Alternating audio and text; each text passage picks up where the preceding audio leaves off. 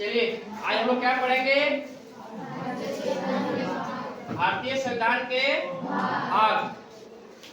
और जिस समय संविधान बना था उसमें कितना भाग था? 22।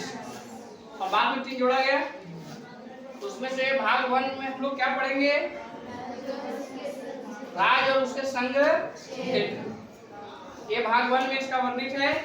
जो आर्टिकल कहां से कहां तक है? 1 से 4। 1 से 4 राज्य और उसके संघ। उसमें से अनुच्छेद पहला, भारत का संविधान का पहला अनुच्छेद क्या कहता है? भारत राज्यों का संघ है। भारत राज्यों का संघ है। इसका मतलब यह हुआ, संघ भी 2 प्रकार के होता है। एक होता है फेडरल, एक होता है यूनियन। क्या होता है? तो भारत कौन सा है?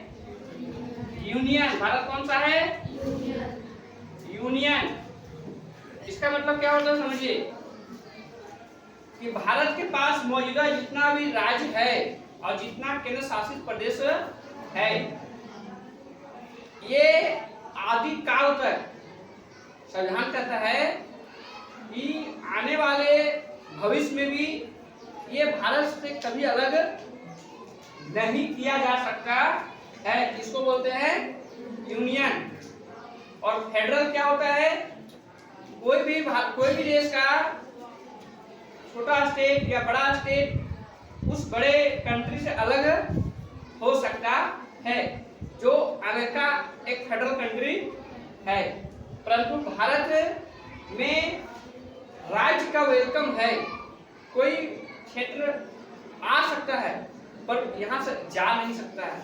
और यह चीज हमें कब देखने को मिला? 1975। क्या मिला?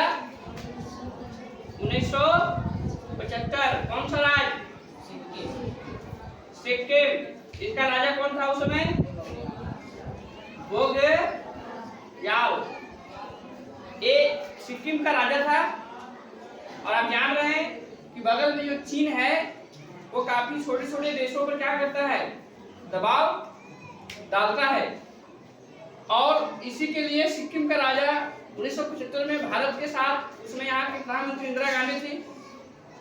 और 1975 में इंदिरा गांधी देश की प्रधानमंत्री रहती है। और उसी समय ये बोगयाल राजा इंदिरा गांधी के साथ बात विचार करके मेरे साथ इस तरह से दबाव बनाता है चाइना, क्या हम आपके देश में कुछ दिन रह सकते हैं? तो इंदिरा गांधी बोली ठीक है, रह सकते हैं। पर कुछ दिन के बाद ये जाना भी चाहा कि आप हमको क्या कीजिए, जो अपना सीमा है उसको काटकर अलग कर दीजिए। तो इंदिरा गांधी बोला कि देखिए हमारा देश कैसा है? यूनियन कंट्री है। आप आए तो हैं लेकिन जा नहीं सकते। और आज तक सिक्किम क्या भारत का राज्य का दर्जा प्राप्त किया हुआ है। और आने वाले समय में राज्य ही रहेगा, वहां से अलग जा नहीं सकता है। तो भारत फिलहाल अभी कितने राज्य हैं? यहाँ 28 राज्य हैं। और 8 क्या है? केंद्र शासित प्रदेश। 28 राज्य और 28 राज्य और 8 यूटी, यूनियन टेरिटरी। और ये सब मिलके एक संघ का निर्माण किया है। ठीक है? तो भारत कैसा देश है? संघ देश। कैसा है? यूनियन। यहाँ पर क्षेत्र कोई भी देश का वो आ सकता है पर यहाँ से जा नहीं सकता है। तो अनुच्छेद 1 यही कहता है।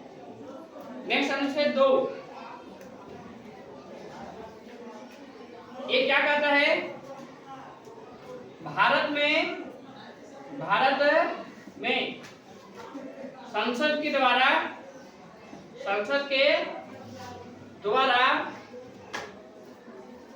राज्यों का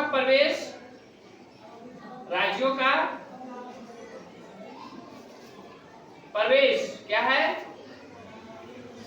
प्रवेश और स्थापना करने की अनुमति देता है। जैसे कोई कंट्री भारत में आना चाहता है तो इसका तय कौन करेगा? संसद में भारत द्विसदन चलता है, लोकसभा एंड राज्यसभा। तो सब बिल कहाँ जाएगा? संसद के अंदर। संसद में मंजूरी क्या होगा नहीं होगा ये बात पहले आएगा। लाने का होगा तो आ जाएगा, लाना तो आसान है। कोई भी तो चाहता है कि हमारे आइए, जैसे भी बगल में बांग्लादेश है, आगे चलो इसकी स्थिति बहुत दयनीय हो जाएगा। ऐसा होता भी है। आप देखें कि फिलहाल में 2024 में किस तरह से वहां से मुजीबुर रहमान जिसने बांग्लादेश का स्थापना किया था, उसके स्टेचुओं पर लोग क्या क्या नहीं किया। उसकी जो बेटी थी शेख हसीना, वो किस तरह टांग लिया के इंडिया में लिया। वो जानती थी 56 इस्लामिक कंट्री में भारत में क्यों आया, क्योंकि भारत एक ऐसा देश है जहां किसी के साथ अपने मन से दुश्मनी नहीं करता है। भारत किसी के साथ डायरेक्ट दुश्मनी पैदा नहीं करता है। जब कोई इसको छेड़ता है तो ये क्या करता है? जवाबी कार्रवाई करता है। लेकिन आज तक किसी को छेड़ा डायरेक्ट नहीं। तो बांग्लादेश में आज कोई अनबन हो जाती है, कोई ऐसा मुद्दा आता है कि वहां की सत्ता नहीं संभाल पाए, तो फिर वो इलाका भारत चाहेगा तो अपने में कर लेगा। इतना पावर इसके पास है। ऐसे बांग्लादेश है ही कितना बड़ा। और ऐसे प्राचीन भारत में तो बांग्लादेश का अपना हिस्सा। प्राचीन भारत में जाओगे तो बांग्लादेश किसका हिस्सा है? अपना हिस्सा है। अपन का इधर है बांग्लादेश, इधर पाकिस्तान किसका हिस्सा है? पाकिस्तान किसका हिस्सा है? 15 अगस्त 1947 के पहले क्या पाकिस्तान शब्द है? बोलिए। वो तो 1947 में आया। इसके पहले तो भारत ही है। ये दोनों देश किसी कारणवश अगर अपंग हो जाते हैं देश को चलाने में और सरेंडर कर देते हैं, तो भारत चाहेगा कि ये दोनों क्षेत्रफल भारत में आ जाए, और आ भी जाएगा। इसमें कोई रोक नहीं सकता है। परंतु जरूरी नहीं है लाना। आपको ध्यान रहा है कि दो मुल्क कैसा मुल्क है, इस मुल्क में शांति तो है ही नहीं। शांति बोले तो ये शांति नहीं। चलिए ध्यान देगा। तो भारत में राज्यों का प्रवेश और उसकी स्थापना पर बात विचार कर सकता है कौन? संसद। कौन कर सकता है? संसद। ये अनुच्छेद 2 इसको क्या करता है? अनुमति देता है। उसके बाद आर्टिकल 3 क्या कहता है? देखिए, संसद किसी भी राज्य का विभाजन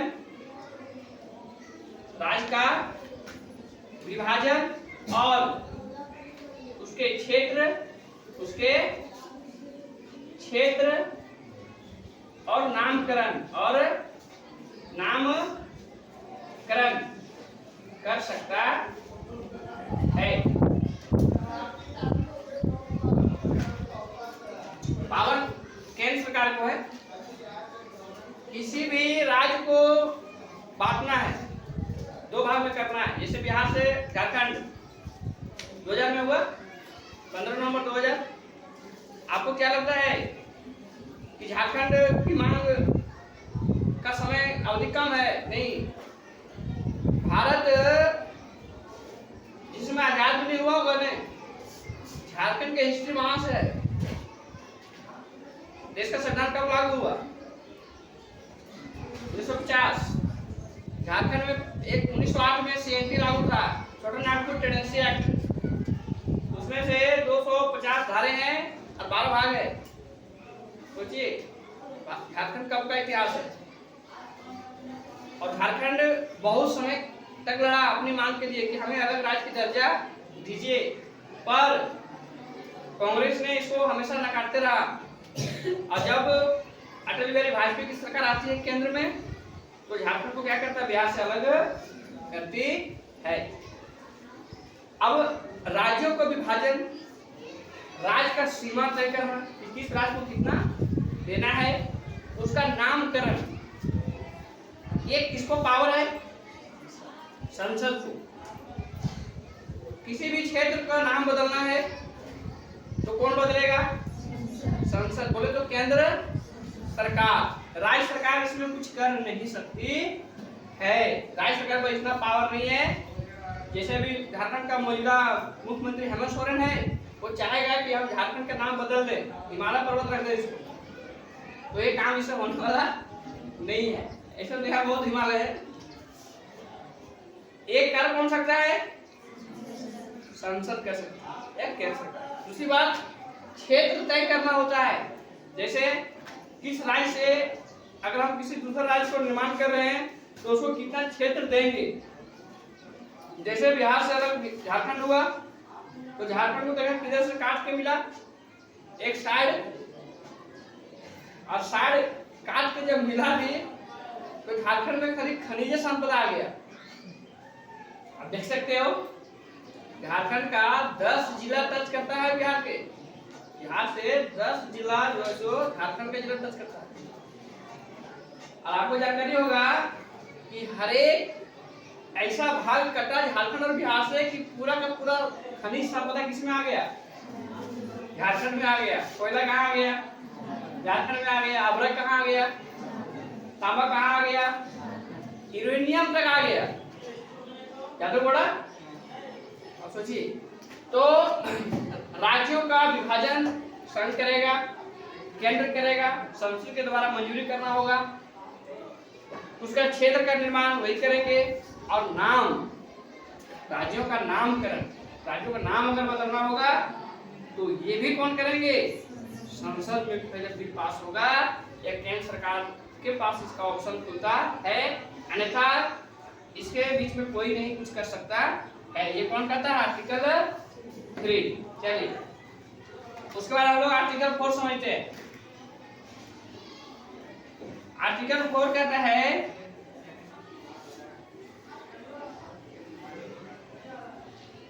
कि 2 और 3 पर जब काम होता है, 2 और 3 पर जब क्या होता है? काम होता है, तो राष्ट्रपति क्या रहेंगे? शांत रहेंगे। मान लीजिए संसद में बिल पास हो गया कि बांग्लादेश में सैनिक कार्रवाई करके उसको अपने में मिला लो, राष्ट्रपति कहेगा गलत बात है, ऐसा नहीं करना चाहिए, तो ये लोग इसको बिल ना बना के सबसे पहले उस पर महाभियोग लगा देंगे कि सबसे पहले इसको हटाओ। तो आर्टिकल 61 के तहत राष्ट्रपति पर क्या लगाया जाएगा? महाभियोग लगाया जाएगा। पहले राष्ट्रपति को क्या करेगा? उसको साइड कर देगा। इसीलिए इसमें क्या रहता है? राष्ट्रपति शांत रहता है। कब? जब 2 और 3 में काम होता है तब। जब 2 और 3 में काम होता है, राज्यों का निर्माण, राज्यों का प्रवेश, राज्यों का नामकरण, इसमें राष्ट्रपति का कोई भूमिका यहाँ पर नहीं है। बिल आएगी, राष्ट्रपति उसको साइन करेगा, साइन नहीं करता है, अगर कुछ कोताही करता है तो लोग इसको महाभियोग के जरिए क्या करेंगे? पहले इसी को हटा लेंगे, फिर बिल ये क्या करेंगे? यहाँ लाएंगे। तो ये हम लोग का भाग क्या है? 1 का कंप्लीट हो गया। चलिए भाग 2 में हम लोग क्या पढ़ेंगे? भाग 2 क्या चीज है? नागरिकता, सिटीजन। क्या है? सिटीजन। भाग 2 में क्या हम लोग पढ़ना है? नागरिकता। जैसे हम भारत के लोग, जो देश का होगा। भाग 2 में नागरिकता है, और यह आर्टिकल 5 से कितना है? 11, अनुच्छेद 5 से 11 इसमें क्या होता है? पढ़ना पड़ता है।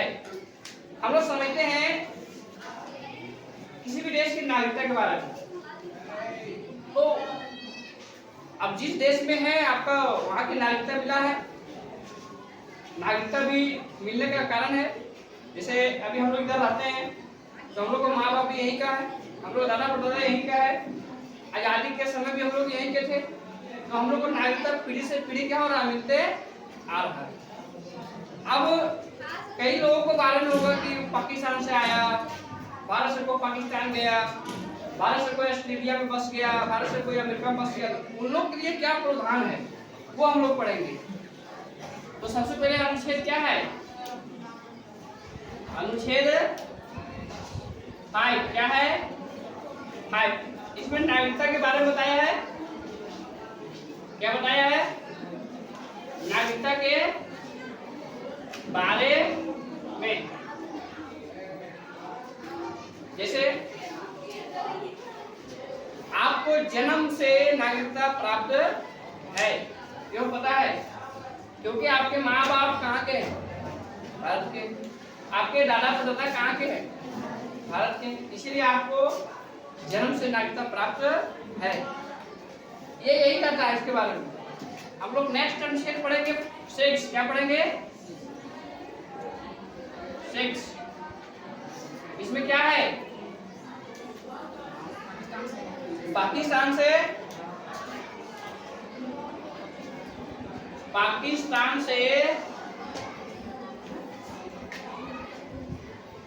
भारत आने वाले लोग, ठीक है? पाकिस्तान से भारत आने वाले लोग। अब कहानी बयां करती है उस बंटवारे के समय की, जिस समय यह तय किया गया कि मजहब के आधार पर देश के 2 टुकड़े होंगे, बांग्लादेश और पाकिस्तान। इसमें उसका नाम पूर्वी पाकिस्तान और पश्चिम पाकिस्तान रखा गया था। ध्यान देगा, इसमें एक नियम आता है। नियम यह है कि माता या पिता दोनों में कहाँ होना चाहिए? एक हो, दोनों में एक भारत का क्या होना चाहिए? नागरिक होना चाहिए। अनुच्छेद 6 कहता है कि माता पिता दोनों में से एक भारत का नागरिक होना चाहिए। या आपके पिता भारत का है या आपकी माँ भारत की है, तो आपको भारत का नागरिकता मिल जाएगा। इसमें कोई डाउट आपको नहीं है। दूसरा क्या है? 19 जुलाई डेट क्या है? 1948 के बाद परंतु 1950 संविधान लागू होने के पहले, संविधान लागू होने के पहले अगर आप भारत में आ गए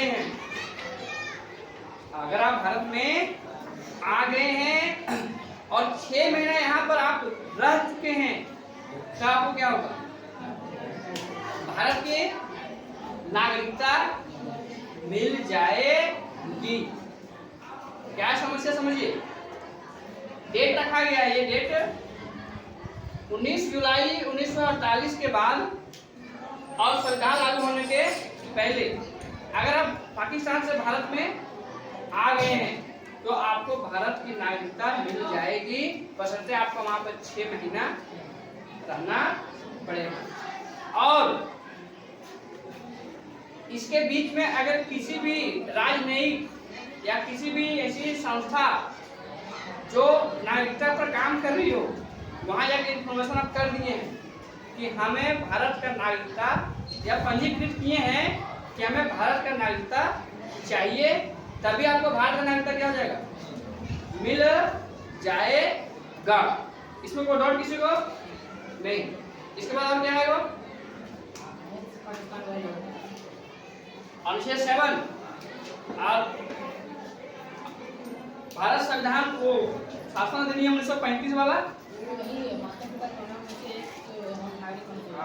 अब नेक्स्ट अनुच्छेद 7 समझेंगे। क्या समझेंगे? 7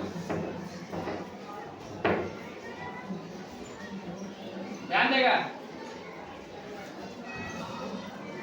अनुच्छेद 7 ये क्या कहता है कि भारत से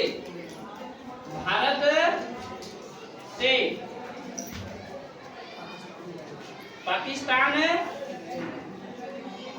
गए लोग के लिए नागरिकता के लिए ध्यान देगा।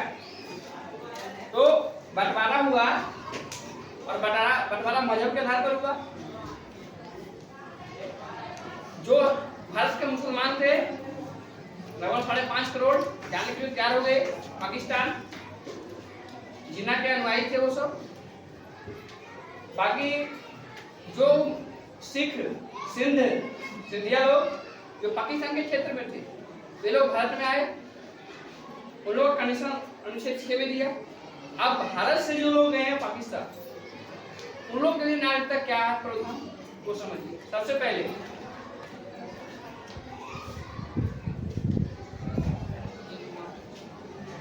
बंटवारा के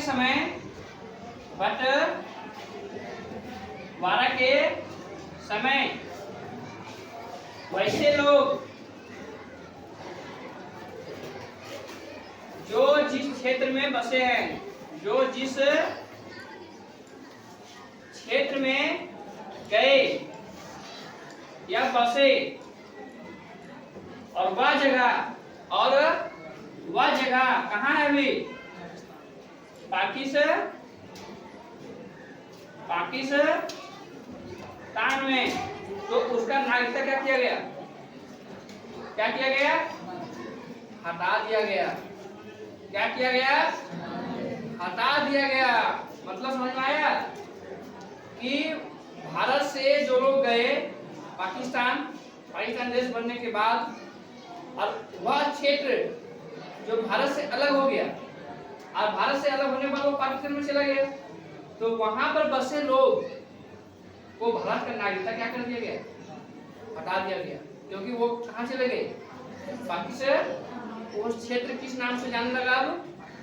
तो आपका नागरिकता में क्या हो गया? खत्म हो गया। उसके बाद इसमें नियम क्या है? और इसमें नियम है 1 मार्च 1900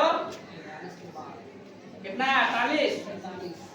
47 1 मार्च 1947 के बाद पाकिस्तान गए और पुनः कहाँ आए? भारत।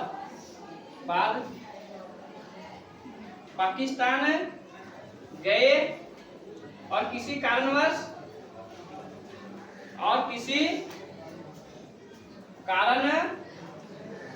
कहाँ लौट आए? भारत पुनः लौट आए। उन लोग का नागरिकता सिस्टम क्या समझिए? जैसे बंटवारा के दौरान बहुत लोग गया। आप एक नाम सुने होंगे, सिलहट में दलित परिवार थे, एसटी कास्ट के लोग थे। वहां तय करना था मेजोरिटी के आधार पर, वहां पर हिंदू संख्या ज्यादा थी, तो देश को लगा कि सिलहट भारत में आएगा। वहीं के दलित का एक नेता था जिसका नाम था जगेंद्रनाथ मंडल। उसको ये तय करना था कि आप पाकिस्तान में मिलिएगा या फिर भारत में। अब वाजिब है कि दलित हिंदू परिवार था वहां पर, तो लगा कि ये भारत में ही आएगा, परंतु वो भारत में नहीं आया। और उसको जिन्ना ने ऑफर दिया, और जिन्ना के कहने पर वो पाकिस्तान गया, और पाकिस्तान जाने के बाद उसको पाकिस्तान का प्रथम कानून मंत्री बनाया जाता है। तो ध्यान रखिएगा, जिन्ना के समय हुआ है कि उसको कानून मंत्री बनाया, एक दलित को कानून मंत्री बनाया। अभी पाकिस्तान का प्रथम कानून मंत्री था जगेंद्रनाथ मंडल। जिन्ना के मरने के बाद जब वहां का इकबाल बनता है, जो कमान संभालता है पाकिस्तान को, तो वहां के दलितों को इतना मारा ने, वो इतना नस्लहार हुआ वहां पर। बाद में जब जगेंद्रनाथ मंडल गया पूछने कि आप ऐसा मेरे भाई बहनों को क्यों मार रहे हैं, आप दलित परिवार को क्यों मार रहे हैं, तो इकबाल बोलता है आप कौन हैं? आपको हम लोग नहीं पहचानते हैं। तो वैसे लोग जो 1 मार्च 1947 को भारत से पाकिस्तान गए और किसी कारणवश वो वापस आए, वापस तो आ गए, लेकिन आना कब तक था पता है? 1950 के 26 जनवरी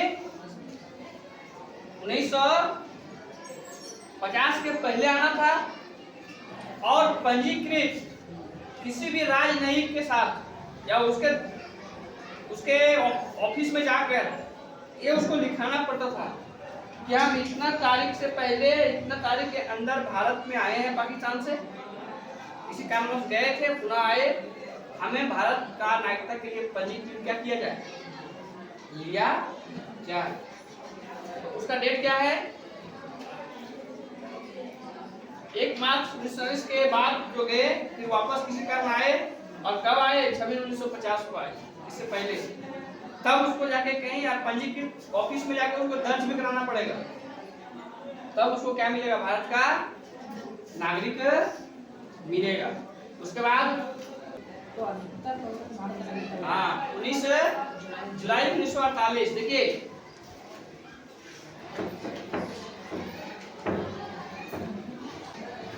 के बाद जो भारत में आए, के बाद जो भारत में ऑलरेडी आ गए, अधिकतर नागरिकता यही सबको क्या हुआ है? मिला हुआ है। ये कौन? अनुच्छेद 7 कहता है। नेक्स्ट है आर्टिकल 8, क्या कहता है? भारत सरकार ने दिया 1935 के अनुसार भारत के क्षेत्र में किसी ऐसे भाग रहते हैं जो देखिए अनुच्छेद 8 क्या कहता है? 1935 अधिनियम, भारत अधिनियम के तहत किसी के माता पिता दादा या दादा दादी भारत में जन्मे हो, भारत में जन्मे हो और उनके औलादें मतलब बाल बच्चे को भारत का नागरिकता मिल सकता है। आप एक मूवी देखेंगे वीर जरा, उसमें प्रीति जिंटा की दादी जो रहती है वो पंजाब की रहती है, पंजाब की रहती है। बंटवारे के दौरान उसके जो क्षेत्र पड़ा ससुराल, वो चला गया पाकिस्तान में। तो इसमें 1935 भारत नियम के तहत अगर आपके माता पिता या दादा दादी कोई भी एक अगर भारत में जन्मे हो, जो भारत का सीमा है, तो उसके बच्चे भारत की नागरिकता प्रदान कर सकते, उसको भारत नागरिकता प्रदान कर सकता है। कोई भी एक होना चाहिए, या दादा हो या दादी, या माँ हो या पिता। जैसे सानिया मिर्जा विवाह होता है स्वयं मालिक से, बेटी होती है तो उसमें बेटी के पास 2 ऑप्शन है, या पाकिस्तान का नागरिकता ले सकती है या फिर भारत का। पर शर्त यह है कि अगर वो पाकिस्तान का नागरिकता लेती है तो भारत का नागरिकता अपने आप क्या हो जाएगा? कट जाता है। ये आर्टिकल आगे कहता है, कौन कहता है? आर्टिकल 9। नेक्स्ट ये समझ में आ गया? चलिए आर्टिकल 9 क्या कहता है समझिए। आर्टिकल 9 कहता है भारत के निवासी, भारत के निवासी किसी कारण विदेशी नागरिकता ग्रहण करता है तो उसका भारत का नागरिकता क्या होगा? रद्द किया जाएगा। क्या किया जाएगा? रद्द किया जाता, रद्द कर दिया जाता है, रद्द कर दिया जाता है। साफ साफ समझ में आ रहा होगा। भारत के निवासी, चाहे मेल हो चाहे फीमेल हो, कोई भी हो, अगर वो स्वेच्छा से किसी भी विदेशी देशों का नागरिकता प्राप्त करता है, मान के चलो आप ऑस्ट्रेलिया गए, ऑस्ट्रेलिया जाने के बाद आप वहीं पर बस गए,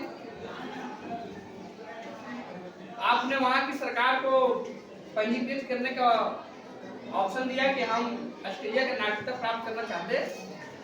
उसका फॉर्मेट तैयार होता है, उसको फॉर्मेट में आप उसका पूरा सिस्टम समझते हैं। जैसे ही आपको ऑस्ट्रेलिया का नागरिकता प्राप्त होगी, भारत का नागरिकता ऑटोमेटिक क्या जाता है, खत्म कर दिया जाता है। किसी भी देश का, आप पाकिस्तान का नागरिकता ले लीजिए, भारत का नागरिकता खत्म हो जाएगा। आप श्रीलंका का नागरिकता ले लीजिए, भारत का नागरिकता खत्म हो जाएगा। आप अमेरिका चले जाइए, अमेरिका नागरिकता लीजिए, भारत का नागरिकता खत्म हो जाएगा।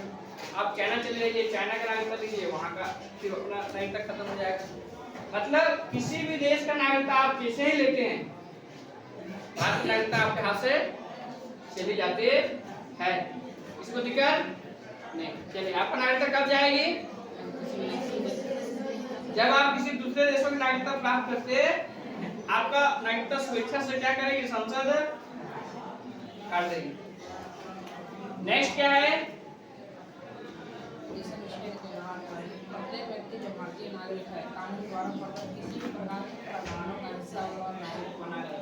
देखिए, आर्टिकल 10 कहता है, अगर आप किसी भी कानून से, जैसे जो यहाँ के तो नागरिकता जिसको मिला है वो तो वही है, ऐसे जो यहाँ का नागरिकता लिए हैं, जो यहाँ का नागरिकता लिए हैं और उसको नागरिकता प्राप्त हुआ है, उसके बाद भारत में कोई भी कानून प्रावधान होगा, कोई भी कानून प्रावधान होती है, कानूनें आती जाती है, कानूनें बदलती है, इसके बावजूद भी आपकी नागरिकता क्या रहेगी, बनी रहेगी।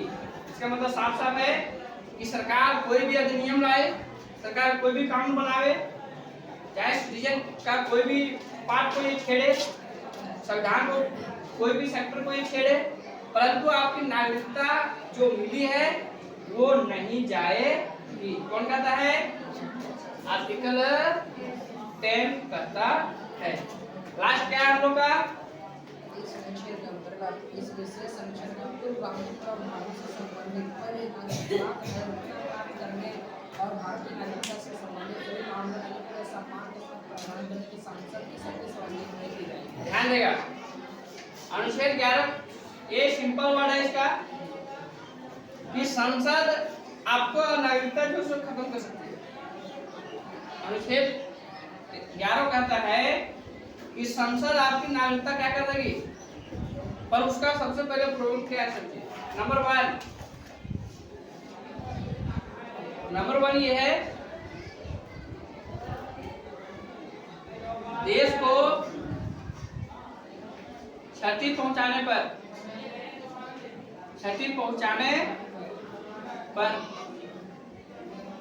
अगर आपसे इस देश को कोई भी सिस्टम खराब होता है, जैसे आप एक आतंकवादी हैं, आप भारत में हैं, आपने आतंकवादी को सपोर्ट किया, आतंकवादियों को घर में रखा, आतंकवादियों को पनाह दिया, आतंकवादियों को मसले तैयार जो बारूद गोली है इसका सहायता किया, आने जाने ले जाने या किसी भी तरह से आप अगर उसमें इन्वॉल्व हैं और आपको ये प्रूव हो जाता है कि आपने ही आतंकवादियों को क्या किया, बढ़ावा या एक अंजाम देने के लिए, तो संसद में आपकी नागरिकता क्या करेगी, खत्म कर देगी।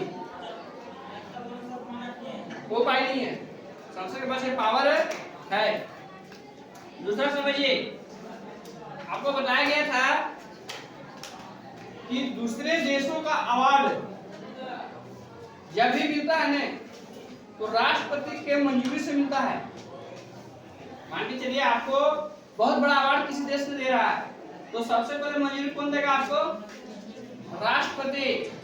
अभी फिलहाल समझिए, पाकिस्तान आपको अपना बहुत बड़ा अवार्ड दे रहा है तुमको और मिस्टेक से तुम ले लिया। तो आप जान रहे हैं दो देशों के बीच में क्या चल रहा है? आपसी है क्या? आपसी तो मनमुटाव है और अंतर्राष्ट्रीय मामला है। अगर आप इसमें डायरेक्ट अवार्ड देते हैं तो फिर इस पर विचार करेगी और हो सकता है कि आपका नागरिकता क्या कर देगा, खत्म कर देगा। तो नागरिकता को खत्म करने का अधिकार किसको है? किसको है? सांसद। किसको है? सांसद। ये आपकी नागरिकता खत्म कर सकती है। कारण समझ में आ गया? आप ऐसे संगठनों को में काम कर रहे हैं जिससे देश को नुकसान है। जैसे सबसे बड़ा आतंकवाद के कोई भी मतलब आप उसके जो मिशन होता है, जो बम ब्लास्ट करते हैं पब्लिक एरिया या फिर सैनिकों के अड्डे या गाड़ियां, और इसमें आप इन्वॉल्व हैं तो आपको नागरिकता क्या करना होगा? हाथ से धो देना पड़ेगा। या फिर अंतर्राष्ट्रीय मामला में बिना समझे सोचे किसी तरह से आप उसमें अगर इन्वॉल्व हैं तभी आपको नागरिकता क्या करेगा, खत्म कर सकती है। तो ये हम लोग क्या था, भारत की नागरिकता। इसमें एक और पॉइंट हम लोग पढ़ लेते हैं। आपने एक लिखा होगा भारत में एक राज्य है असम। क्या है? असम। क्या है? असम। और आपको बता दें कि बगल में बांग्लादेश है। क्या है? इस बांग्लादेश से 60 लाख से ऊपर लोग, 60 लाख से ऊपर रोहिंग्या मुसलमान, रोहिंग्या मुस्लिम इसमें प्रवास हुए असम में। कोई प्रूफ नहीं है, कोई कागजी आधार नहीं है। और ये जो घटना हुआ है ये 1990-91 में हुआ है। इसमें राजीव गांधी भारत के प्रधानमंत्री थे, कोई एक्शन लिए नहीं थे। नहीं तो एक्शन लिए होते तो ये लोग वापस क्या होते, चले जाते। और आप जान रहे हैं कि ये 60 लाख आए, 6 करोड़ से ऊपर हो गए होंगे। आप जान रहे हैं सब की नहीं? इन लोग का प्रोडक्शन भी आप जान रहे हैं। इन लोग का प्रोडक्शन डिपार्टमेंट जानते हैं ना, ओपन रहता है, ये कभी हैक होने वाला नहीं है। और इसी की वजह से क्या है, भारत आधा परेशान है। तो यहाँ एक नियम पहले भी आता था कि इसका एक कट ऑफ डेट क्या रखा जाए। जैसे सुप्रीम कोर्ट पहले बोला था कि 1975 रखो। कितना रखो? 1 मार्च 1975। कि इसके पहले जो भारत आ गया है असम में, उसको क्या करेगा, भारत की नागरिकता दे दिया जाएगा। इसके बाद जो आए उसको नागरिकता नहीं मिलेगा। फिर ये डेट हटा, फिर कांग्रेस ने इसको मांग किया कि 1965 रखा जाए। क्या रखा जाए?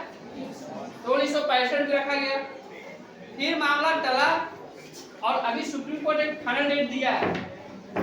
सुप्रीम कोर्ट क्या किया है, एक फाइनल डेट दिया है। और वो फाइनल डेट क्या रहता है? 1 मार्च 1971। 1 मार्च 1971 से पहले अगर भारत के असम राज्य में अगर आप आए हैं तो भारत का क्या मिलेगा आपको, नागरिकता, सिटीजन प्राप्त होगा। अन्यथा इसके बाद अगर आए हैं आप तो आपका जो झोला है, घोड़ा बस्ती है, उसको बांधिए और चले जाइए। कहाँ? बांग्लादेश। अब यहाँ जो सरकार है फिलहाल हेमंत बिस्वा, ये इस पर एक्शन लगा दिया, इस पर काम भी कर रहा है। यहाँ जितने भी अवैध था, जैसे ये लोग बसते कैसे हैं वो समझिए। इसका कहानी बता।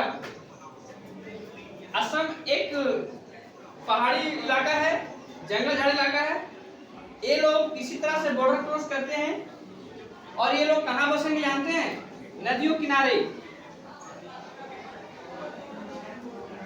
सुदूर जंगल इलाके में जहाँ कोई इंसान आता जाता नहीं है, उधर बसेंगे ये सब। और हल्का झोपड़ी बनाएंगे। पहले क्या बनाएंगे? झोपड़ी। जैसे जैसे ये लोग की आबादी बढ़ता जाएगा वैसे वैसे उस एरिया क्या करेगा, ये सब क्या करेगा? एरिया कवर करेगा। क्या करेगा?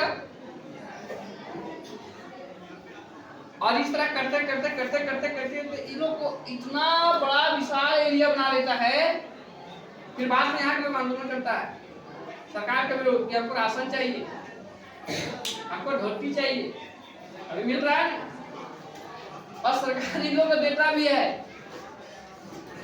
मानना पड़ेगा भारत सरकार को या उस समय जो कांग्रेस थी, इन लोग के लिए अलग से व्यवस्था बना रखा, अलग नजरिए। इन लोग पूरा ध्यान देता है यहाँ का राशन पानी पढ़ाई शिक्षा व्यवस्था सब, जबकि ये लोग इलीगल से रह रहा है।